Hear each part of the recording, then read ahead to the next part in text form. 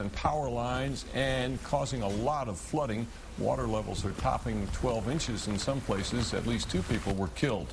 Texas was largely spared by the storm. The southern coastal area had prepared for a direct hit. Although there was flooding and wind damage, no deaths or major damage have been reported. Went a little too far south to be a big issue for Texas, but hey, we could. It'll be a big issue for us, and it's going to be a big-time rain issue, though, in West Texas, and that's where the bulk of the moisture is right now. Let's go ahead and start with this. And this area is one we obviously watch closely. So, Dick, I've been sitting by the camera.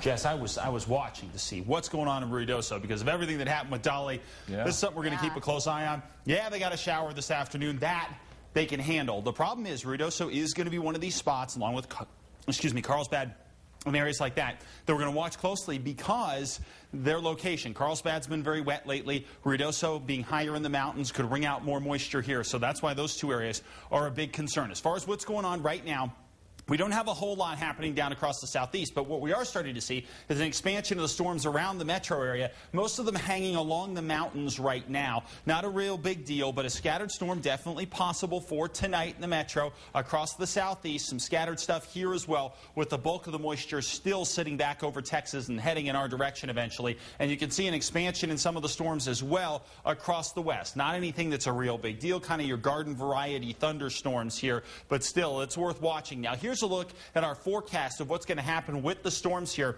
over the next few hours, and we're going to see that moisture begin to creep in from Alex across the south and east, and eventually it will overtake the south and east over the next 24 hours and give us the possibility of some heavy rains. Eddy, Lee, Chaves, Roosevelt counties, and over into Lincoln County and the Sacramento Mountains as well. The rest of us here in central sections could see some pretty good storms as well over the next couple of days. 85 degrees right now.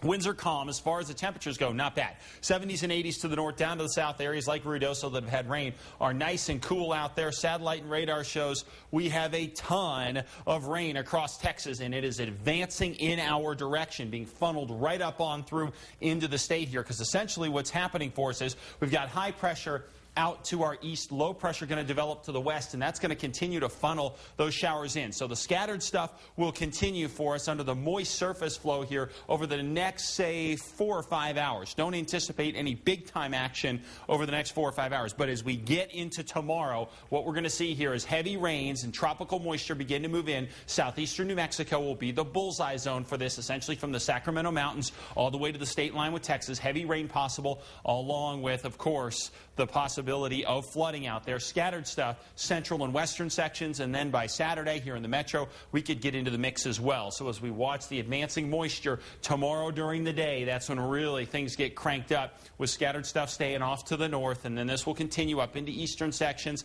and then here around Albuquerque, it'll be scattered for us, but still, there could definitely be some heavy rainmakers Friday afternoon and Saturday for Albuquerque before we start to dry out across the state by the 4th of July. 91 Farmington, 87 in Cortez. Scattered showers possible here over the next couple of days. Not going to be the focus of most of the action, you guys around the four corners, but still, you've got a shot at some showers. South and west, you guys are close enough to that moisture to see scattered storms not only tonight, but throughout the day tomorrow, and at times those storms will be pretty numerous. Across the southeast, rain and thunderstorms throughout the day tomorrow. We have to watch for flooding. Sacramento Mountains and areas around, say, Carlsbad, and we'll continue to see those showers into Saturday and maybe early Sunday in and around southeastern New Mexico, and Roswell included in that. North and east temperatures in the 70s and 80s, scattered showers here, and that'll continue into Saturday. Northern Mountains, same deal.